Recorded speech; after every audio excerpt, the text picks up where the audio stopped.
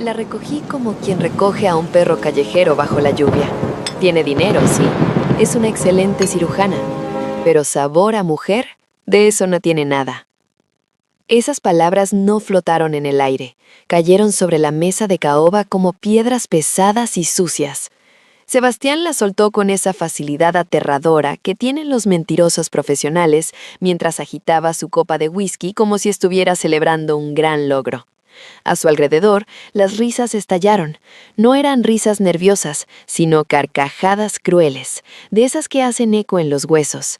Eran sus amigos, o mejor dicho, los parásitos que él llamaba socios, esos mismos hombres y mujeres a los que yo había alimentado, invitado y agasajado con mi sueldo durante años, en los mejores restaurantes de la Ciudad de México.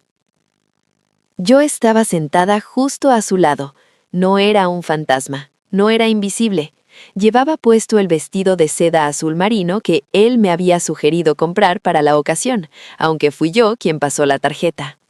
Sentí como la sangre se me helaba en las venas, una sensación curiosa para alguien como yo, la doctora Valeria Montoya, acostumbrada a mantener la calma mientras sostengo un bisturí a milímetros de un nervio vital. Pero esa noche el corte no fue quirúrgico, fue brutal, sucio y desgarrador. Nadie me miró a los ojos.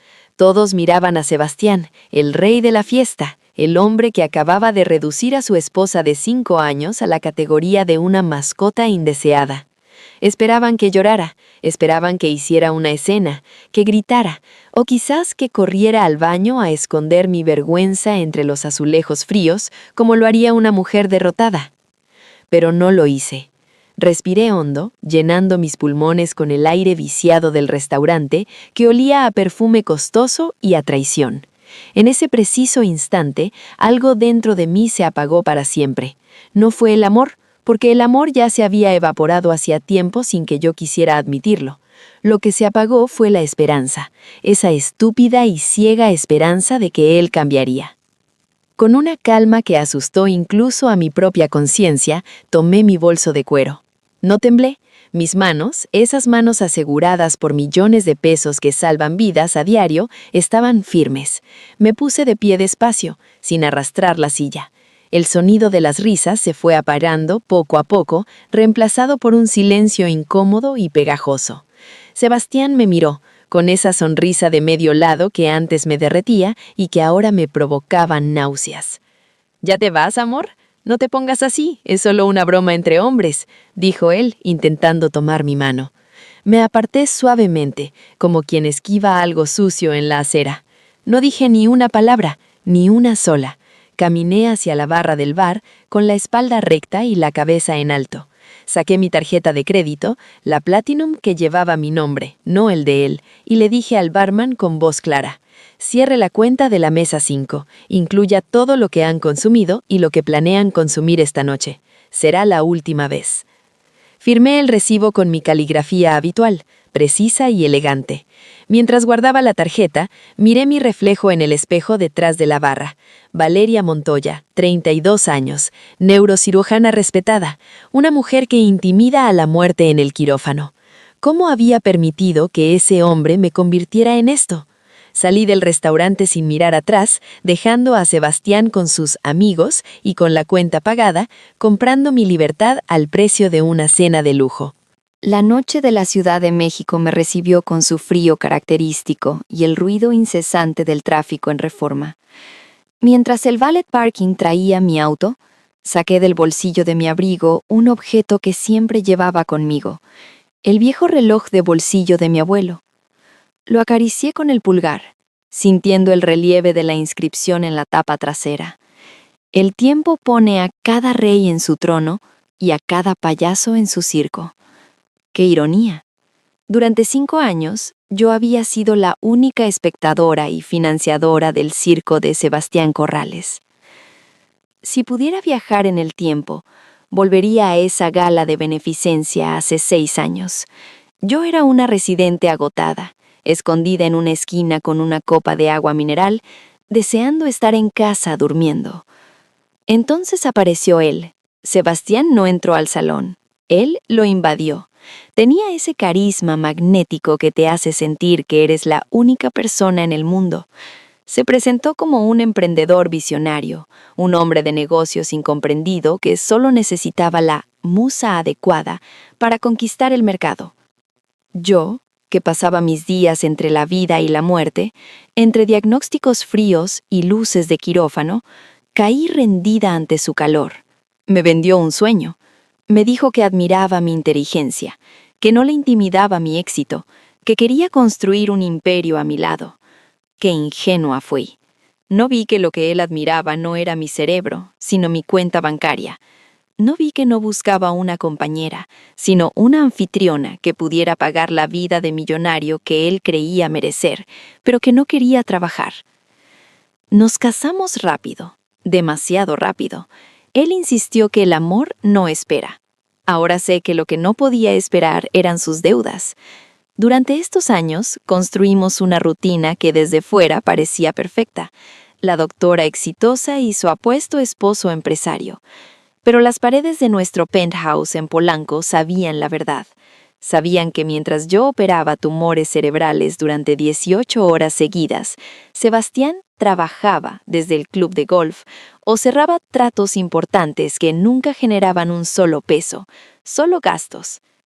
Ten paciencia, Valeria. Roma no se construyó en un día, me decía cada vez que yo preguntaba por las finanzas. Y yo, anestesiada por la culpa de trabajar tanto y descuidarlo, firmaba cheques. Pagaba sus autos italianos, sus trajes italianos, sus viajes de networking. Me convertí en su cajero automático personal, convencida de que estaba invirtiendo en nuestro futuro. Pero esa noche en el restaurante, la anestesia se disipó de golpe.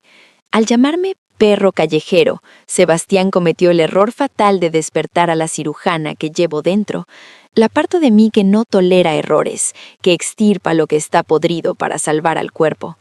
Mientras conducía sola por la avenida vacía, no lloré por el matrimonio perdido, lloré por la Valeria que había dejado morir lentamente para alimentar el ego de un parásito. Miré el reloj de mi abuelo una vez más antes de guardarlo. El tiempo del payaso había terminado. Era hora de que la reina reclamara su trono, o mejor dicho, su vida. Y si Sebastián pensaba que yo era un perro callejero, estaba a punto de descubrir que algunos perros no ladran, simplemente muerden y cuando muerden, no sueltan. El infierno no siempre huele a azufre y fuego. En mi caso, olía a loción de diseñador y a promesas vacías bajo el aire acondicionado de un penthouse en Polanco. La gente envidiaba mi vida. Veían las fotos en Instagram, la pareja perfecta. Pero nadie veía lo que ocurría cuando se apagaban las cámaras. Mi rutina era una maratón de resistencia. Me levantaba a las 4:30 de la mañana, con el cuerpo todavía dolorido por las guardias de 36 horas. Mientras yo me tomaba un café negro de pie en la cocina, repasando expedientes de pacientes con tumores cerebrales, Sebastián dormía profundamente en nuestra cama de sábanas de hilo egipcio. Dormía hasta el mediodía, a veces hasta las 2 de la tarde, recuperándose de lo que él llamaba sesiones estratégicas de networking, que en realidad eran borracheras interminables con extraños. Recuerdo el día que regresé a casa y encontré el garaje vacío. Mi lugar de estacionamiento estaba desierto. No estaba mi camioneta, esa Range Rover que me había regalado a mí misma tras mi primer año como jefa de cirugía. Subí al departamento con el corazón en la garganta, pensando que nos habían robado. Sebastián estaba en el sofá, jugando videojuegos con una tranquilidad pasmosa. ¿Dónde está mi camioneta, Sebastián?, le pregunté, dejando caer las llaves. Él ni siquiera pausó el juego. Ah, eso. Amor, no te preocupes. La vendí esta mañana.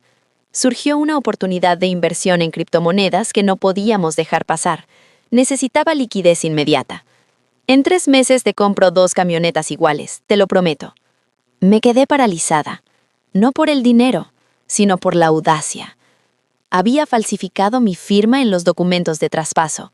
Había vendido mi esfuerzo, mis noches sin dormir, mi seguridad, para apostarlo en un esquema piramidal que él llamaba negocio.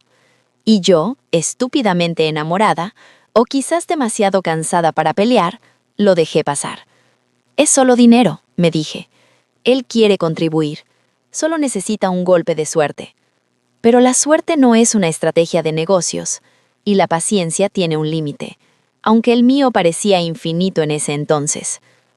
No sabía que vender mi coche era solo el aperitivo.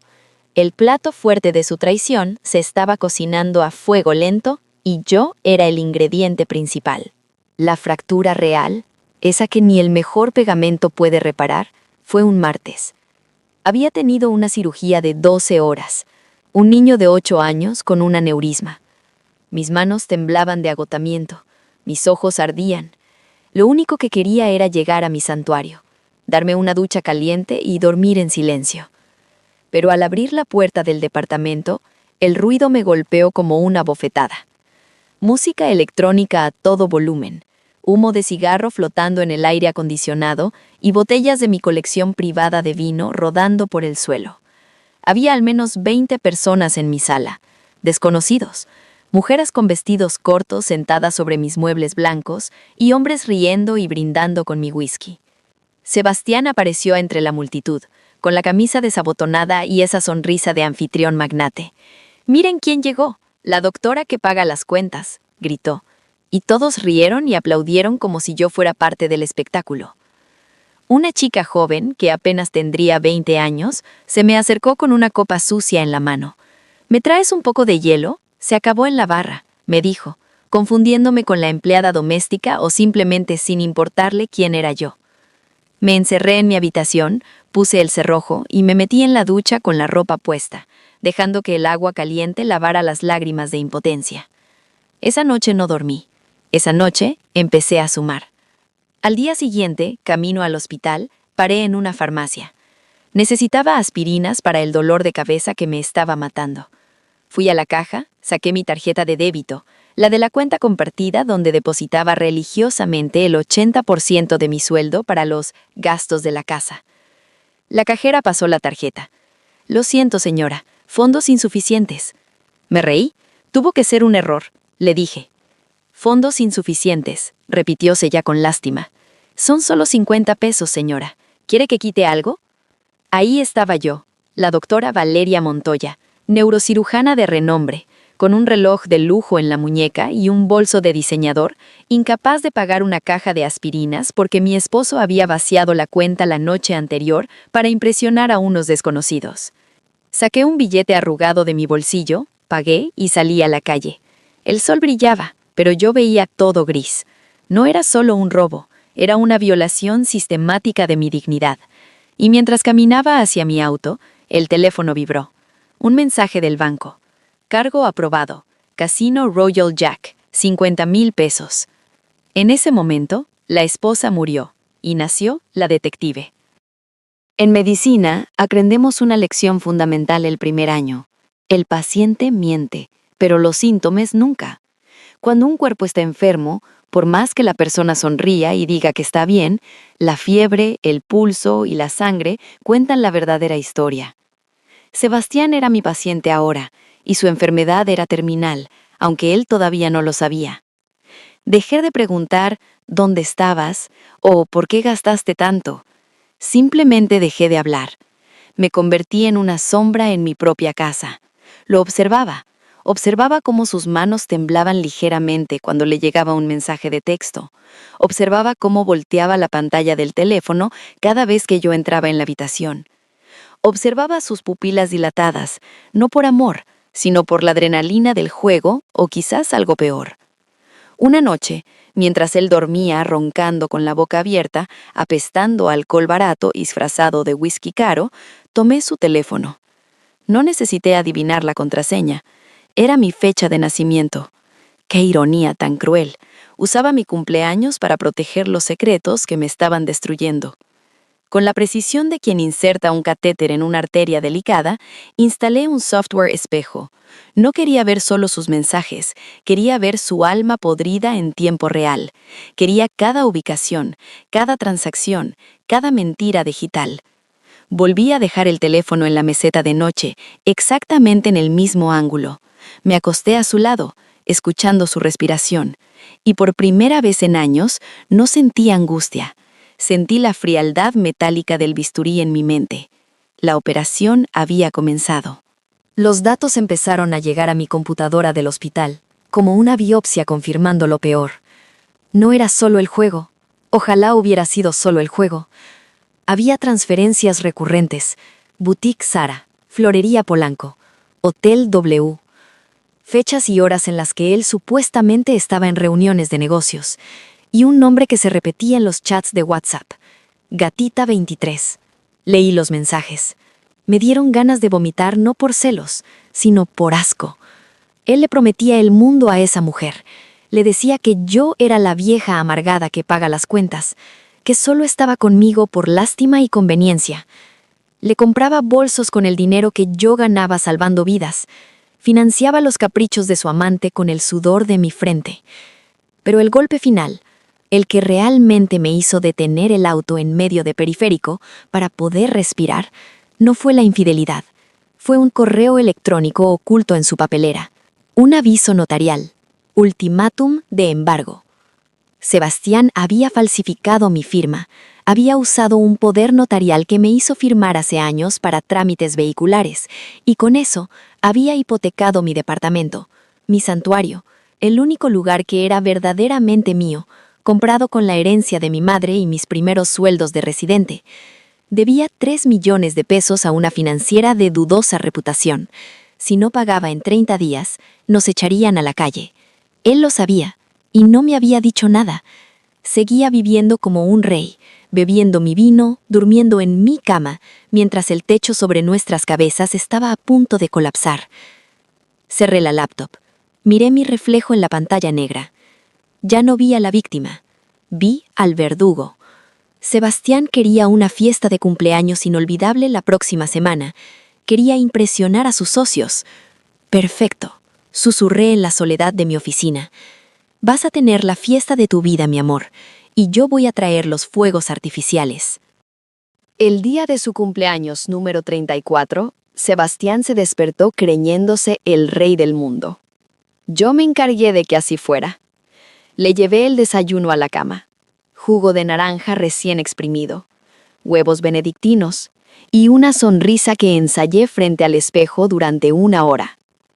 «Eres la mejor, amor», me dijo con la boca llena, sin mirarme a los ojos, revisando su celular, seguramente agradeciéndole a Gatita 23 por alguna felicitación obscena. La fiesta fue en nuestro departamento, o mejor dicho, en mi departamento, ese que él había hipotecado a mis espaldas. Pagué el catering más caro, contraté a un DJ de moda y llené la sala con las flores favoritas de... bueno, las mías, porque él ni siquiera sabía cuáles eran. A las 9 de la noche, el lugar estaba lleno. Estaban todos, los socios parásitos, las amigas que murmuraban a mis espaldas, incluso su madre, doña Teresa, que me abrazó con esa falsedad pegajosa de siempre, diciéndome, «Ay, hija, qué suerte tienes de tener a un hombre tan emprendedor como mi Sebastián». Me vestí para matar, literalmente. Un vestido rojo sangre, ajustado, elegante, y mis tacones más altos. Me movía entre los invitados sirviendo champán, recibiendo elogios vacíos, escuchando cómo Sebastián se jactaba de su próximo gran proyecto. «Estamos a punto de cerrar un trato millonario», decía él, con una copa en la mano. «Valeria me apoya al 100%. Ella sabe reconocer el talento». Yo solo sonreía y asentía. «Claro que sí, mi amor», respondía suavemente. «Esta noche todos verán tu verdadero talento».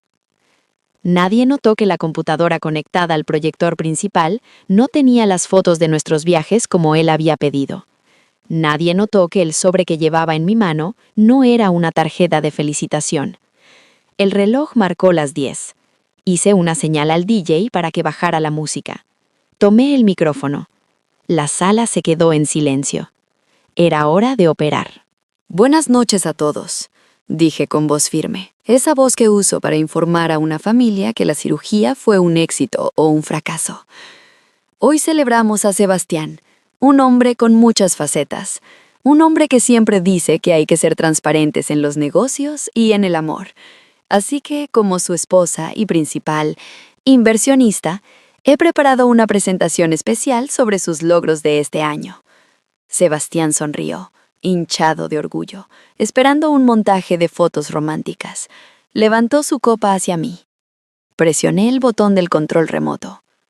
La pantalla gigante se iluminó. No hubo música sentimental. La primera diapositiva no era una foto nuestra en la playa. Era un estado de cuenta bancario, ampliado en alta definición. Aquí podemos ver la inversión de Sebastián en el sector hotelero, dije con sarcasmo clínico. En la pantalla se leían claramente los cargos. Motel Kama Sutra, martes 2 p.m. Hotel W, suite presidencial. Y al lado las transferencias a una cuenta a nombre de Vanessa López, Gatita 23. El silencio en la sala fue sepulcral. Se podía escuchar el hielo derritiéndose en las copas. La sonrisa de Sebastián se congeló, transformándose en una mueca de terror. «Valeria, apaga eso. Es una broma de mal gusto», gritó, intentando avanzar hacia mí. «No he terminado». Lo corté con voz de hielo. «Siéntate». Cambié la diapositiva. Y aquí está su proyecto más ambicioso, la hipoteca fantasma.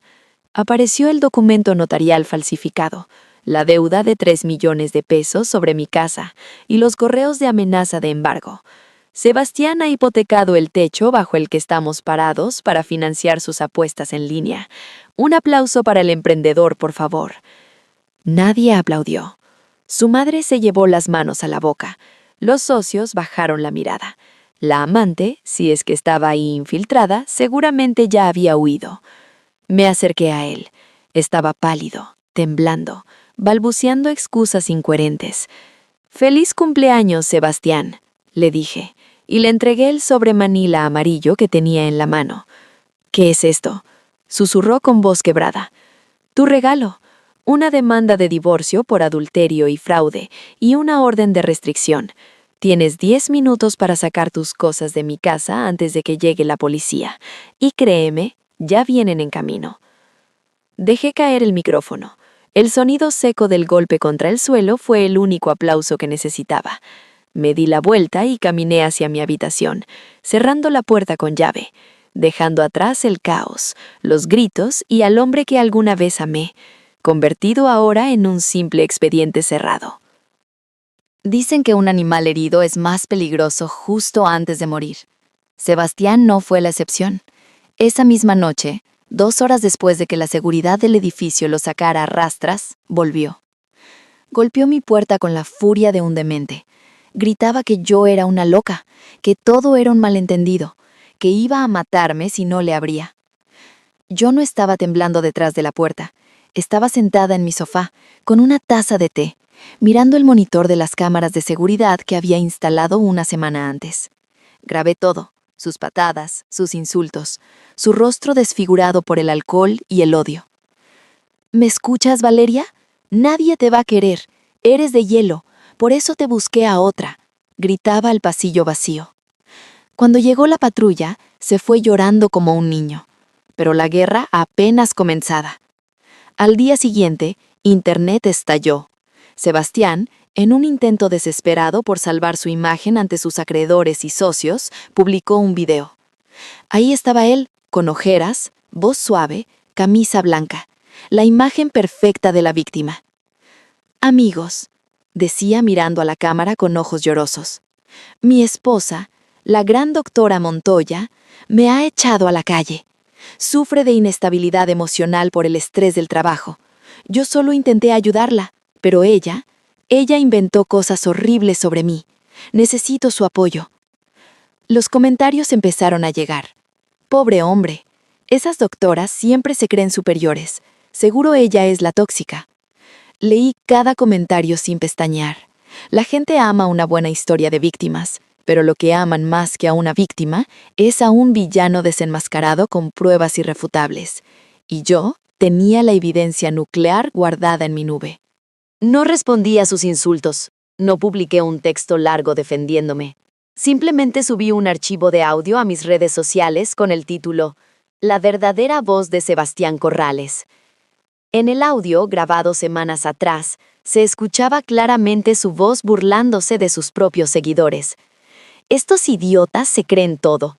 Solo necesito que inviertan en la Fundación Fantasma y con eso pagamos el viaje a Las Vegas. Valeria ni se va a enterar. Está ocupada salvando vidas. La muy estúpida. Internet no perdona. En cuestión de horas, la simpatía se convirtió en linchamiento.